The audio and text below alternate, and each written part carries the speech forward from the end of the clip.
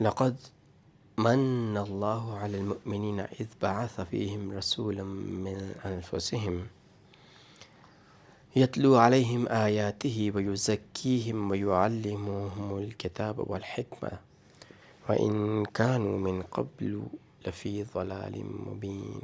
لقد البتہ بے شک تحقیق یقیناً من احسان کیا، من اللہ اللہ نے احسان کیا، علی المؤمنین ایمان والوں پر، اذ جب بعثا بھیجا یا اٹھایا، فیہم ان میں رسولاً ایک رسول، من انفسہم ان کے درمیان سے، انہی کی جانوں سے، انہی کے بیچ میں سے، یتلو وہ پڑھتا ہے، علیہم ان پر، آیاتہ اس کی آیات، ویزکیہم اور انہیں پاک کرتا ہے، ویعلمہم اور انہیں سکھاتا ہے، الکتاب کتاب،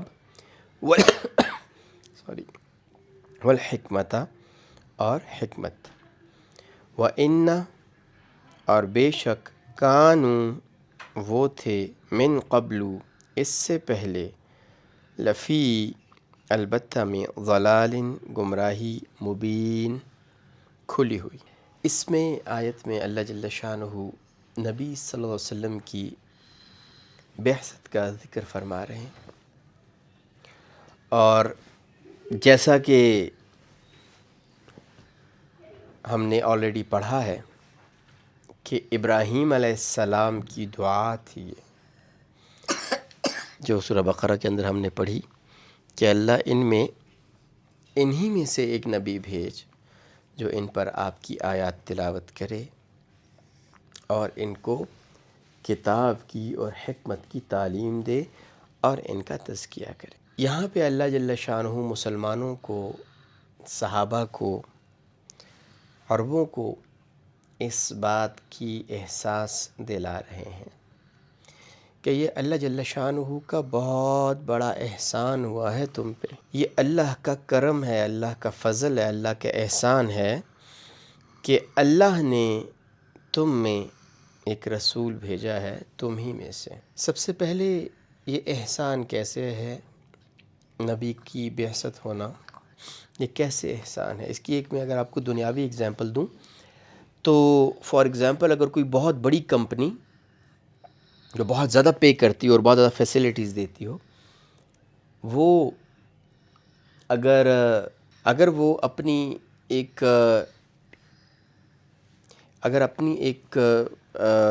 کمپنی یہاں پہ یا اپنا ایک آفس یہاں پہ کھولتے ہیں ہمارے شہر میں یا ہمارے محلے میں یا ہمارے علاقے میں، تو وہ کس پہ احسان ہے؟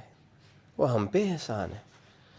کیوں احسان ہے؟ کیسے احسان ہے؟ دیکھیں ایک بہت بڑی کوئی کمپنی ہے جو بہت زیادہ پے آؤٹ کرتی ہے، جب وہ یہاں پہ اپنا کھولے گی، ہمارے علاقے میں اپنا کھولے گی آفس، تو ظاہر ہے کتنے لوگوں کو روزگار کے موقع ملیں گے، اور وہی اگر آفس وہ کسی اور جگہ کھولتے تو اس علاقے والوں کو ہوتے، ہمارے پاس اتنے اپرچونٹیز نہ ہوتی۔ آپ نے دیکھا ہوگا نا، کسی بھی علاقے میں کوئی بڑی جو ہے انڈسٹری لگتی ہے، فار ایگزامپل اگر آپ دیکھیں کوئی پروجیکٹ ہے، مثلاً KRL ہے، وہ کہوٹہ میں ہے، تو کہوٹہ کے کتنے سارے لوگ اس کے اندر ملازم ہیں۔ جس علاقے کے اندر کچھ لگتی ہے، کوئی ایک اس طرح کا بڑا پروجیکٹ لگتا ہے، تو وہاں کے لوگوں کو فائدہ ہوتا ہے، اور اللہ جل شانہ نے ساری انسانیت کے لیے جو ایک میسج، ایک پیغام، ایک قانون جو بنا کے رکھا تھا ہمیشہ سے، وہ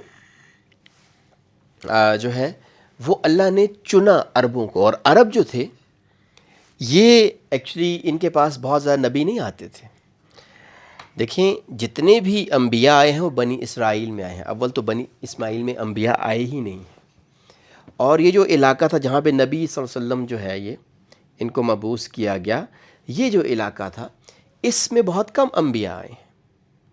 جو فلسطین کا علاقہ ہے، جو مصر کا علاقہ ہے، جو اس طرف والا ایک علاقہ ہے، وہاں پہ اللہ نے بہت سارے انبیاء بھیجے، اور یہاں پہ کچھ گنے چنے مفسرین فرماتے ہیں کہ حضرت شعیب علیہ السلام اور اس طریقے سے حضرت غالباً صالح علیہ السلام، یہ لوگ جو تھے، یہ والے جو کچھ گنے چنے انبیاء تھے، یہ اس علاقے عربوں کے علاقے کے تھے، یہ عرب تھے۔ تو اللہ نے احسان کیا کہ اللہ نے ایک نبی چنا اور ان کو انہی میں سے چنا، یعنی وہ اس نبی کو بچپن سے دیکھ رہے تھے، ان کے سامنے پلے بڑے تھے، ان کو صادق اور امین کا لقب دیا گیا تھا، بہترین بزنس مین تھے، بہترین انسان تھے، یعنی نبی بننے سے پہلے بھی وہ انہی کے درمیان تھے، ان کی زبان سمجھتے تھے، ان کے احساسات کو سمجھتے تھے۔ اللہ فرماتے ہیں کہ یہ اللہ کا احسان ہے مومنین پر۔ اس وقت جو تھے سب سے زیادہ مطلب مسلمانوں میں سب سے جو بڑے مومن ہیں وہ صحابہ ہی ہیں، تو یہ اللہ جل شانہ کا بہت بڑا احسان ہے، اور یہ ہم پہ بھی اللہ کا بہت بڑا احسان ہے کہ اللہ نے نبی صلی اللہ علیہ وسلم کو ہمارا نبی بنایا ہے۔ ہم نبی صلی اللہ علیہ وسلم کے نام لیوا ہیں، اور نبی صلی اللہ علیہ وسلم کی جو ہے وہ امتی ہیں، تو یہ ہمارے لیے بہت بڑا احسان ہے، یہ اللہ کا ہم پہ بھی احسان ہے کہ اللہ نے ہمیں نبی صلی اللہ علیہ وسلم کا امتی بنایا ہے۔ اذ بعث فیہم رسولا، اللہ نے انہی میں سے اٹھایا ایک رسول، من انفسہم، ان کے اپنے ان میں سے سب سے پہلا کام یاد کہ پہلے ہم اس کافی ڈیٹیل میں اس پہ سورہ بقرہ میں گفتگو کر چکے ہیں کہ نبی صلی اللہ علیہ وسلم کی بعثت کے 4 مقصد تھے، بنیادی مقاصد 4 تھے۔ یتلو علیہم آیاتی، سب سے پہلے قرآن کی تلاوت کرنا، جو اللہ کی آیات ہیں، اللہ کی نشانیاں ہیں، قرآن کی آیات کی تلاوت کرنا، یہ پہلی نشانی، یہ پہلا نبی صلی اللہ علیہ وسلم کی ڈیوٹی تھی۔ جو بنیادی نبی صلی اللہ علیہ وسلم کی ڈیوٹی تھی وہ قرآن پہنچانا تھا۔ نبی صلی اللہ علیہ وسلم کی جتنی تبلیغ تھی وہ ساری کی ساری قرآن تھی۔ نبی صلی اللہ علیہ وسلم کے پاس کوئی آتا پوچھتا کہ اسلام کیا ہے، اسلام کے بارے میں ہوتا، تو اللہ کے رسول کیا فرماتے تھے؟ قرآن پڑھتے تھے ان کے سامنے۔ تو نبی صلی اللہ علیہ وسلم کی تو ساری کی ساری تبلیغ، اور جو ان کا بنیادی مقصد تھا وہ کیا تھا؟ یتلو علیہم آیاتی، ان کے اوپر تلاوت کریں، ان پر اللہ کی آیات۔ اور جب میں پہلے بھی کئی مرتبہ عرض کر چکا ہوں کہ جو لوگ یہ کہتے ہیں کہ قرآن ہمارے لیے کافی ہے، یا ہم تو صرف قرآن ہی کی مانیں گے، وہ بیسیکلی قرآن کی ان بنیادی آیات کو ایک طرح سے اگنور کر رہے ہوتے ہیں کہ اللہ تو بتاتے ہیں نبی صلی اللہ علیہ وسلم کی بعثت کے 4 مقاصد، 3 بنیادی کر لیں اور ایک کی سب سیکشن کر لیں، یعنی یعلمہم، یعنی سکھانے کو اگر ہم ایک کنسیڈر کریں تو 2 چیزیں سکھاتے ہیں، الکتاب والحکمہ، کتاب اور حکمت۔ تو اگر نبی صلی اللہ علیہ وسلم کا مقصد صرف قرآن ہی دینا ہوتا اور نبی صلی اللہ علیہ وسلم نے صرف قرآن ہی بتانا تھا، تو اللہ کو نبی صلی اللہ علیہ وسلم کو بھیجنے کی ضرورت ہی نہیں تھی، کہ قرآن کی آیات دے دیتے، ہم تک بھیج دیتے، کتاب کی فارم میں بھیج دیتے، بس بات ختم ہو جاتی۔ لیکن نبی صلی اللہ علیہ وسلم کی بھیجنے کا مقصد صرف قرآن کی آیات تلاوت کرنا یا قرآن ہم تک پڑھانا، ہم تک پہنچانا نہیں تھا۔ یتلو علیہم آیاتہ ویزکیہم، اور ان کا تزکیہ کرنا، ان کا تزکیہ کرنا، ان کو پاک کرنا۔ تزکیہ کے مختلف معنی ہیں، دل کا پاک کرنا، اپنی زندگی سے اپنے آپ کو گناہوں سے اور اس طرح کی جو آلائشیں ہیں ان سے پاک کرنا، اپنے دل کو ہر قسم کی گندگی سے، کینے، بغض، شرک، کفر، ہر ایک چیز سے پاک کرنا، یہ ساری چیزیں تزکیہ میں شامل ہیں۔ اور تزکیہ کے اوپر ڈیٹیل میں بات کی بھی تھی، پھر دوبارہ کبھی کر دیں گے کہ تزکیہ سے کیا مراد ہے۔ تو تزکیہ ہمارے ہاں اب تزکیہ کے کوئی بھی نہیں، میں تزکیہ کرنا چاہتا ہوں، جی دل کو صاف کرنا چاہتا ہوں، دل کو پاک کرنا چاہتا ہوں، میں کیا کروں؟ یہ آپ ذکر کریں، ہم ذکر کس کو سمجھتے ہیں جی؟ ضربیں لگانے کو، اللہ اللہ کرنے کو، لا الہ الا اللہ کرنے کو۔ یقیناً یہ ذکر ہے، لیکن سب سے بڑا ذکر کیا ہے؟ ان نحن نزلنا الذکر وان لہ لحافظون۔ ہم نے یہ ذکر نازل کیا۔ سب سے بڑا ذکر کیا ہے؟ سب سے بڑی یاد کروانے والی چیز ہے، سب سے زیادہ اللہ کی یاد دلانے والی، سب سے زیادہ اللہ کے قریب کرنے والا ذکر کیا ہے؟ قرآن ہے۔ اور نبی صلی اللہ علیہ وسلم نے جو تزکیہ کیا صحابہ کا، وہ کس کے تھرو کیا؟ قرآن کے تھرو۔ تو قرآن جو ہے یہ تزکیے کا ذریعہ ہے، قرآن ہے تزکیے کا ذریعہ۔ اور نبی صلی اللہ علیہ وسلم کا بنیادی مقصد بعثت کا ایک یہ تھا کہ تزکیہ کرنا، قرآن کی آیات کی تلاوت کرنا، یعنی قرآن کی آیات یتلو تلاوت کرنا، پڑھنا، پیچھے پیچھے چلنا۔ اس کی تلاوت کا ایک معنی ہوتا ہے کسی چیز کے پیچھے چلنا۔ تو ایک تو قرآن کی جو آیات ہیں اللہ نے دی ہیں ان کو بولنا، ان کو پڑھنا، اور ساتھ تزکیہ کرنا، دل کو پاک کرنا، اور ہماری اخلاق رذیلہ سے ہمیں پاک کرنا۔ لیکن یہاں پہ بات ختم نہیں ہوتی، بلکہ وَيُعَلِّمُهُمُ الْكِتَابَ۔ صرف قرآن پہنچانا مقصد نہیں تھا، اس کو سکھانا بھی تھا، اس کی تعلیم دینا، اس کا علم دینا۔ یہ قرآن کا پھر کیا علم ہے؟ اور یہاں پہ تعلیم کتنی چیزوں کی بتائی؟ 2 چیزوں کی۔ یعلمہم الکتاب والحکمت۔ اس سے مختلف مفسرین نے مختلف باتیں بیان کی ہیں، یا مختلف مراد لیے ہیں، مختلف تفاسیر بیان کی ہیں کہ یعلمہم الکتاب والحکمت سے کیا مراد ہے، یعنی کیا سکھانا۔ تو فرمایا ایک ہے قرآن کی آیات کی تلاوت کرنا، یتلو علیہم، اور ایک ہے یعلمہم الکتاب۔ تو تلاوت میں، اور یعنی اس سے ظاہر ہوتا ہے کہ تلاوت میں اور سکھانے میں کچھ فرق ہے۔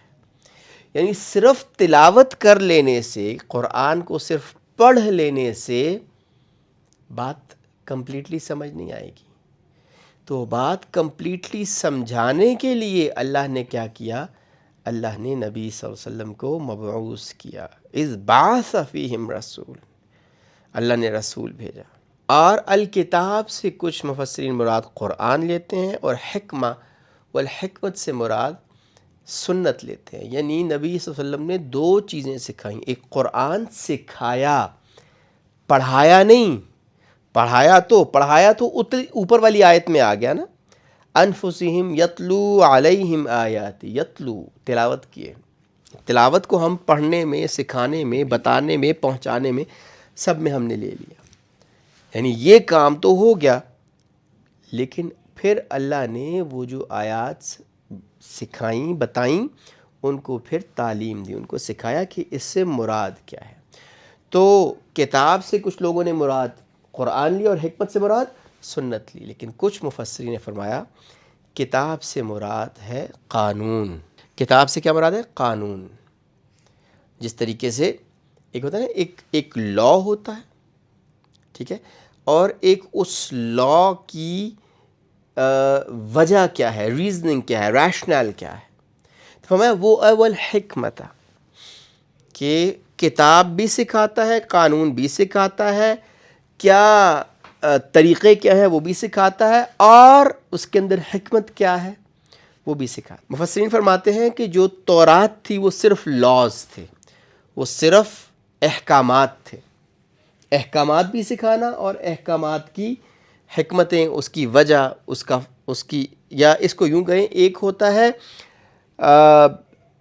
کچھ عبادات، احکامات، اور ایک ہوتی ہے روحانیت، اسپرچویلٹی، اس سے ہمیں مل کے آ سکتا ہے۔ تو تورات جو تھی یہ سارے کا سارا قانون تھا، کتاب تھی، احکامات تھے، یہ کر لے، یہ نہیں کرنا، ایسے کرنا ہے، ایسے نہیں کرنا۔ اور جو انجیل تھی، عیسیٰ علیہ السلام نے جب آ کے سکھایا تو وہ یہ بتاتے تھے کہ یہ کرنا کیوں ہے، اس کی وجہ کیا ہے، اس میں حکمت کیا ہے، اس سے ملے گا کیا۔ وَإِن كَانُوا مِن قَبْلُ لَفِي ضَلَالٍ مُّبِينٍ، اور بے شک اس سے پہلے تم لوگ اس سے پہلے نبی صلی اللہ علیہ وسلم کے آنے سے پہلے کھلی گمراہی میں تھے، فی ضلال مبین، واضح گمراہی میں، تمہیں پتہ ہی نہیں تھا، بیٹیوں کو زندہ درگور کر دیتے تھے، بتوں کو پوجتے تھے، کوئی تمدن نہیں تھا، موسٹلی تجارت یا لوٹ مار کے اوپر تھا۔ اس سے پہلے تو نبی صلی اللہ علیہ وسلم کے آنے سے پہلے تو تم لوگوں کی کوئی حیثیت ہی نہیں تھی، ضلال مبین میں تھے، تم لوگ کھلی گمراہی میں تھے۔ یہ تو اللہ نے احسان کیا، لقد من اللہ علی المؤمنین، یہ تو اللہ کا احسان ہے، اللہ کا فضل ہے، اللہ کا کرم ہے کہ اللہ نے تم میں ایک نبی بھیجا جو تمہیں 4 مقاصد، تم پہ تلاوت کرتا ہے قرآن کی آیات، تمہارا تزکیہ کرتا ہے، اور تمہیں تعلیم دیتا ہے، تمہیں سکھاتا ہے قانون کی یا کتاب کی یا قرآن کی اور حکمت کی، سنت کی یا قرآن کے یا زندگی کے اسلام کے احکامات کی حکمت کیا ہے۔ یہ اللہ کا احسان ہے، ان پہ بھی تھا، ہم پہ بھی ہے۔ جو نبی صلی اللہ علیہ وسلم نے یتلو علیہم آیاتہ، جو کچھ ان کو سکھایا، جو ان پہ تلاوت کیا، وہ قرآن کی فارم میں ہمارے پاس حرف بحرف موجود ہے، اور جو نبی صلی اللہ علیہ وسلم نے ان آیات کے بارے میں تعلیمات دیں، جو احکامات دیے، جو احکامات کو کرنے کے طریقے بتائے، جو ان کے اندر فائدے اور جو ان کے اندر حکمتیں اور جو ان کے مقاصد تھے، وہ جو سب بتائے، وہ حدیث کی صورت میں، سنت کی صورت میں، ایک جو رائج ہیں عبادات ہمارے معاشرے میں جو پیچھے سے چلی آ رہی ہیں، ان کی صورت میں اللہ نے جیسے صحابہ کو دیے تھے ویسے ہم تک بھی پہنچا دی۔ اور اس کے علاوہ یعنی نبی صلی اللہ علیہ وسلم کے، قرآن کے، تزکیے کے اور کتاب و حکمت کے علاوہ ہم گمراہ ہیں اب بھی۔ جیسے صحابہ کو اللہ فرماتے ہیں کہ نبی صلی اللہ علیہ وسلم کے آنے سے پہلے اور اللہ کے ان انعامات سے پہلے تم گمراہی میں تھے، اگر کوئی ان چیزوں سے ناواقف ہے تو اب بھی وہ کیا ہے؟ کھلی گمراہی میں۔